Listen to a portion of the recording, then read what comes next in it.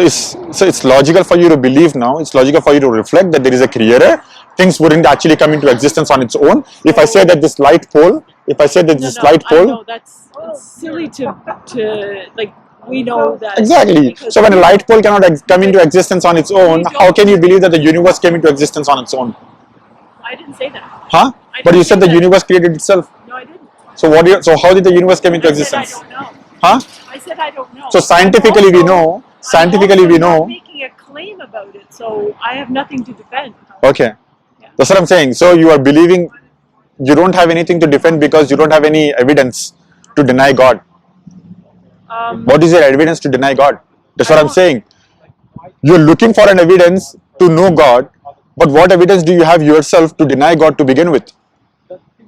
And then I asked you, what kind of evidence are you looking for? I think if there was a God, and you asked me what evidence I would need, I don't know, but an all-knowing God would know, and so He would then definitely show me something. Exactly. So these are the things. Your existence itself proves that the God exists. The sun and the moon exist. They didn't create itself. How did the solar system came into existence? I don't know. Everything. Have you heard of the Big Bang? Yes. Yeah. So Big Bang happened. What happened? I know about the Big Bang, but what came before that, we don't know. Pardon me? We don't know what came before the Big Bang. Okay, so we know that. How did the Big Bang happen? I don't know. So the Big Bang started to happen, right? I think so. That's how actually the universe came into existence. I think so, but the concept of time comes into that. So Allah subhanahu wa ta'ala, He is the one who created time. Allah subhanahu wa ta'ala, He is the one who created time. What's your evidence for that? Huh? What's your evidence? This is the evidence. Allah says that. Allah subhanahu wa ta'ala, He is the Khaliq. He is the Khaliq. He created this book to prove that He exists, but this book says that Allah exists. What else? That's what I'm saying. What else? Did I not say that in the part of my conversation? Unless you were not paying attention. I did. So I said if I say my claim is that this book is from God. Yeah. So if you say this book is not from God, so the onus of burden is on you to prove me what is this if this is not from God. You're the one making the claim. Okay, so I say that Prophet Muhammad, may peace be upon him. You'll have to be really patient now, okay? Because we are going to a very serious conversation now. Sorry. Because Prophet Muhammad, may peace be upon him was revealed the Quran. Okay? If you have actually known the life of Prophet Muhammad, may peace be upon him, you will know that he was known as a Sadiq and Al-Amin, which means the truthful and the trustworthy, for 40 years of his life before he claimed to be a prophet. By who? By the people who later on denounced him. His enemies used to call him a Sadiq Al-Amin, the truthful and the trustworthy. How is it possible for a person who was called a Sadiq Al-Amin, the truthful and the trustworthy for 40 years of his life, coming out 40 years and one day saying that I received a revelation from God to deceive the people for the next 23 years of his life, because the Quran was revealed for 23 years, 22 and a half years. Isn't that what you think about Moses though? Yeah, Moses was the prophet of God. He was given the revelation as well, right? So Prophet Muhammad, may peace be upon him, is the last and the final messenger. So when I say that the Quran was actually revealed on Prophet Muhammad, may peace be upon him, someone might say, oh, the prophet might probably just be fooling around people. He was probably a liar. How do we know if he was a true prophet? So what I am saying, my argument is, sister, my explanation to you is, my question to you is, the person who was called a Sadiq Al-Amin, his enemies gave witness that he is truthful and the trustworthy. Why would he be lying to the people that he is a prophet of God? If someone has to lie, what could be the potential reasons for that person to lie? For money? You can probably think of lots of reasons why people lie. Why would you think? Fame, For money? For fame? Okay. Followers. Okay. Notoriety. Women? Yeah, women. Yeah. Sure. Those things were all offered to him. He denied that. So, have you ever heard of a brain tumor that radically alters a person's personality? Okay. The hallucination, you means? No. Okay. No, there is scientific evidence that a person grew a brain tumor and it changed his personality radically, and when that tumor removed, that person returned to their previous personality. Okay. So I don't know, but maybe Okay. Muhammad So you know the Quran was revealed for 22 and a half years. What do you mean by that? The Quran was revealed on the Prophet. This was not given to Prophet Muhammad, may peace be upon him, at once. It was in stages that it was revealed for 22 and a half years. If Prophet Muhammad, may peace be upon him, was making it up, or was lying, or was fooling, or was affected with some kind of a disease, na'uz billah, God forbid, people would have been known. He would have got caught. How would they know? This is hundreds of What do you mean? before the modern medicine. Allah subhanahu wa ta'ala, He revealed in the Quran that give privacy to the Prophet. The Prophet's life was so open to the public. The Prophet's life was so open to the public, and moreover, People used to the die of revelation. illnesses that we don't know. You're talking about assumptions now. I'm talking about evidences, and you're talking about assumptions. So the revelation used to come to the Prophet when the people used to ask him questions. All of a sudden, people ask him question. There are 332 times in the Quran the word khul is mentioned, and 332 times the word khalu is mentioned. They say, and in response to that question, Allah answers 332 times khul. They say khalu, Allah says khul. Tell them. So it was not in private that the revelation used to come. The Prophet Muhammad, may peace be upon him, is in the battlefield, the revelation used to come. Prophet Muhammad, may peace be upon him, is in a conversation with the people, the revelation used to come. Right? If the person is, and moreover, sister, a liar, if Prophet Muhammad, may peace be upon him, would have actually written the Quran, if he was actually the author of the book. If a person is writing the book, he would write something about himself at one point of time. He would write something about his family. That's an assumption. Yeah, so why can't the assumptions be right? But you can make an assumption, I can make an assumption as well. All make assumptions. Right? So let's agree on that assumption and discuss that. So if a person is writing a book, he would definitely at some point of time will write something about himself, would write something about his wife, would write something about his children. Right? There is no such thing mentioned. In fact, the Quran mentions things which the people least expect. The Quran mentions things which the people least expect. Maybe an interesting fact, but it's Pardon not me? evidence. Okay. The Quran mentions about the prophecies. For example, there was a man by the name of Abu Lahab who happened to be the uncle of the Prophet. Okay, who happened to be the uncle of the Prophet. Every time that the Prophet used to go and have conversation with the people, explaining to them about Islam and everything, that person, Abu Lahab, he used to stand by the corner of the street, wait for the Prophet to finish. He used to go to that person and say that, did Muhammad say that it is right? It is not right, it is wrong. Did Muhammad say that it is white? It's not white, it is black. Did Muhammad say it was day? It's not day, it is night. Okay? So the revelation of the Quran came, and a chapter of the Quran was revealed about Abu Lahab, the uncle of the Prophet, saying that this person, he will never become a Muslim. He will die a non-Muslim.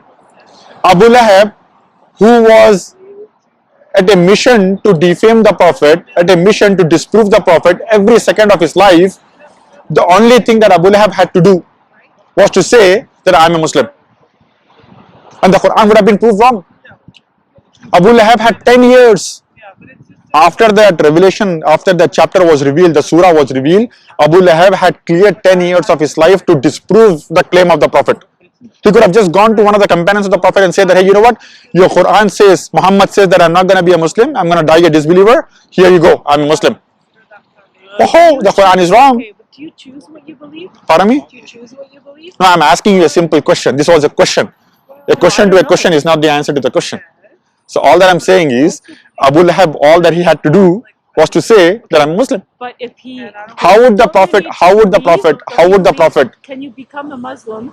how would the, no, allow me, no, one second. What do you have to do to become a Muslim? You just have to testify that there is one God and to testify that Prophet Muhammad is the messenger of God, you are a Muslim. You just have to say it, or do you have to believe it? Pardon me, you have to say and then you believe.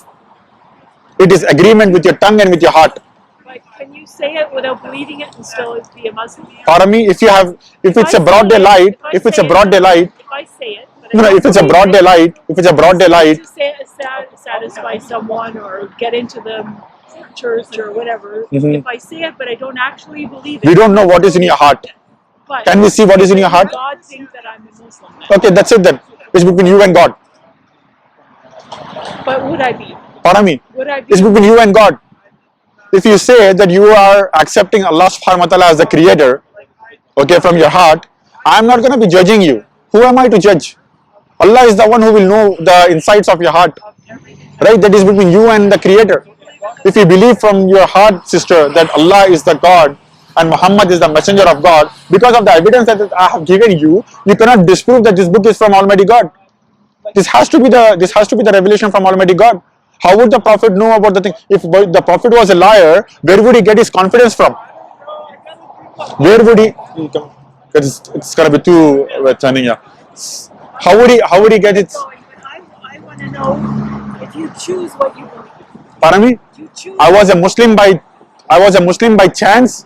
I'm a Muslim by choice. I was born a Muslim. Now I'm a Muslim by If I tell you choice. something, if I tell you I have a dog, would you Okay. believe me? Pardon me? I have a dog. If I know you that you are a certified liar, then I can doubt. I'm just If I know that you are a certified liar, if I know that you are a certified liar who is known for lying, that's the reason I'm telling I you. have a dog at home. No, that's what I'm saying. That's what I'm saying. The Prophet Muhammad, the peace be upon him. I know where you are actually getting this question.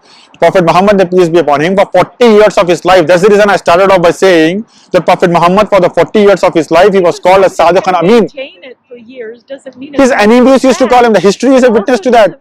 History is a witness to that.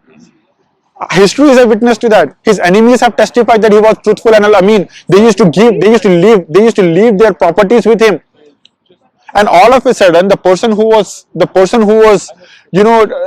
acclaimed and known to be truthful and honest and, trustworthy, starts coming out and lying to people for 23 years of his life for what? That's what I'm saying. If he was lying for money, money was offered to him.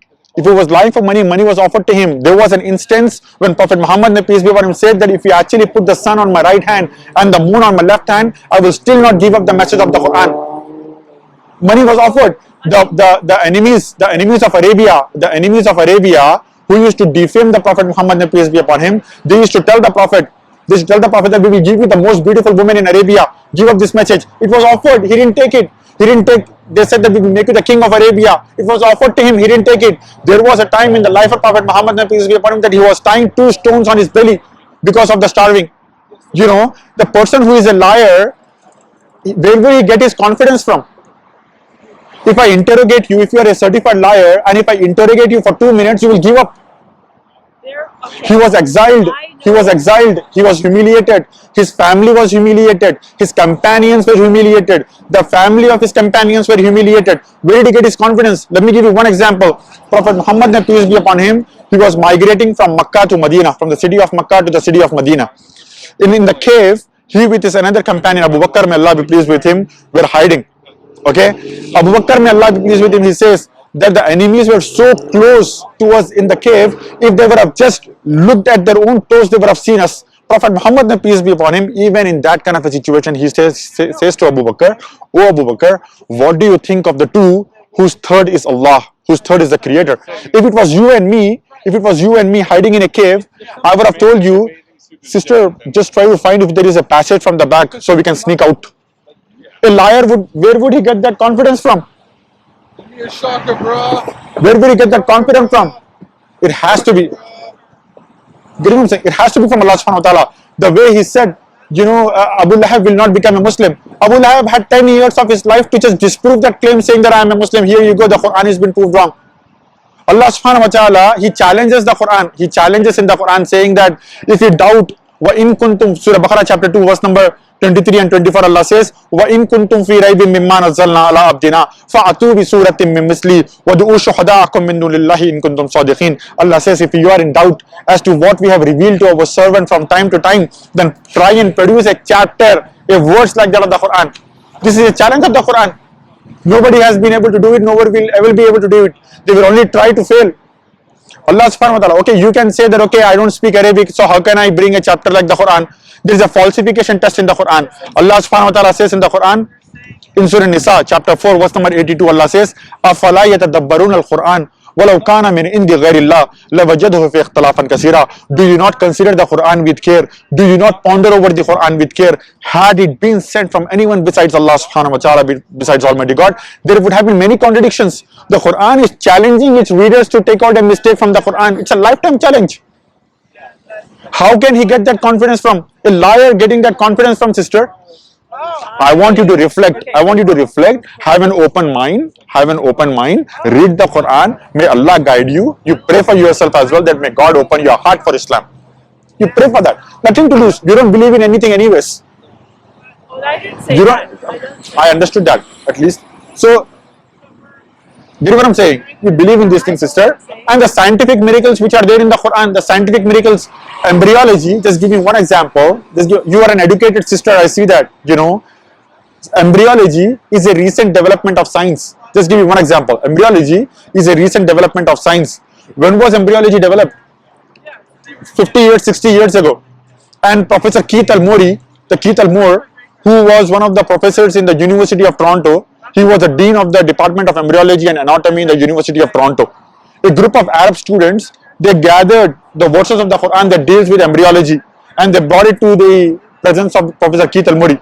Professor Keith Almore, he studied those verses and he said that this has to be from the Creator, because the way the Quran describes the development of a human being in the mother's womb is beyond imagination. You cannot actually see that with your naked eye. It has to be a powerful. How did the Prophet describe these things? It has to be created. Allah subhanahu wa ta'ala described that we have created the human beings from a nutfa, from alaqa, nutfa, from mudga, from idama, from laham. You know, these are the stages. These stages that the embryo develops in the womb of the mother is a recent development in science. How did the Prophet knew about that? Did the Prophet guess it? there's some things you can figure out. Okay, so this is one thing. This is one thing. Allah subhanahu wa ta'ala says in the Quran, He says in Surah Anbiya chapter 21 verse 30, Allah says, أَوَلَمْ يَرَ الَّذِينَ كَفَرُوا أَنَّ السَّمَاوَاتِ وَالْأَرْضَ كَانَتَا رَتْقًا فَفَتَحْنَاهُمَا وَجَعَلْنَا مِنَ الْمَاءِ كُلَّ شَيْءٍ حَيٍّ أَفَلَا يُؤْمِنُونَ. Do not the unbelievers see, the people who don't believe in the Quran, that the heavens and the earth were joined together and we have made them burst asunder and we have created every living thing from water. Would you not then believe? Talking about the creation of the heavens and the earth. We know scientifically that the universe was initially one primary nebula. And then there was the secondary separation which gives rise to the sun, the moon, the earth on which we live. How would the Quran get it? Where did you get that from? You got it in the past, like a couple centuries ago. The Quran mentions that 1400 years ago. The Quran talks about the salt water and the sweet water and the bitter water. Allah subhanahu wa ta'ala says in the Quran in Surah Furqan chapter 25 verse number 53, Allah says that it is Allah who has created two bodies of flowing water, one palatable and sweet, one salty and bitter. Though they meet, they do not mix. There is a barrier which is forbidden to be trespassed. We know if you go to the ocean side, there is a sweet water and the salty water. They meet but they do not mix. Prophet Muhammad, may peace be upon him, he had never seen an ocean in his lifetime. He was in Arabia. You could have think of everything, but you couldn't have think that there is ocean. And how does the homogenization of the water actually happens? When one body of water flows into the another kind of water, it loses its constituents. This is what is called as the homogenization of the water. Right? To this concept, Allah subhanahu wa ta'ala referred to as barzakh. It's an unseen barrier. You cannot see that. You cannot see the homogenization of the water actually happening. It happens. You know what I'm saying? So how would the Prophet might have known that? Allah subhanahu wa ta'ala, he says that he has created every living thing from water.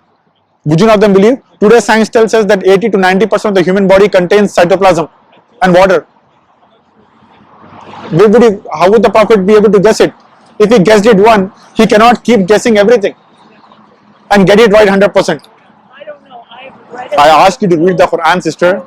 I ask you to read the Quran. Pardon me? I don't know. I just have to take your word for it because I want you to read it. I want you to read it. That's the reason Allah subhanahu wa ta'ala, he asked a question in the Quran. He says, don't you reflect on these things? Did we create these things out of purpose? Definitely. Yeah. Yeah. I'll let you go on this, but then I ask you to actually reflect on the Quran, read the Quran, and pray for yourself, sister, that may God guide you. Don't be closed off for everything. You know, I see that you're quite open-minded, and you're a person who actually have broad thinking. Have an open mind with a clean heart, and when you understand that, accept it. And if you don't want to say that in public, keep it to yourself. That is between you and your Creator.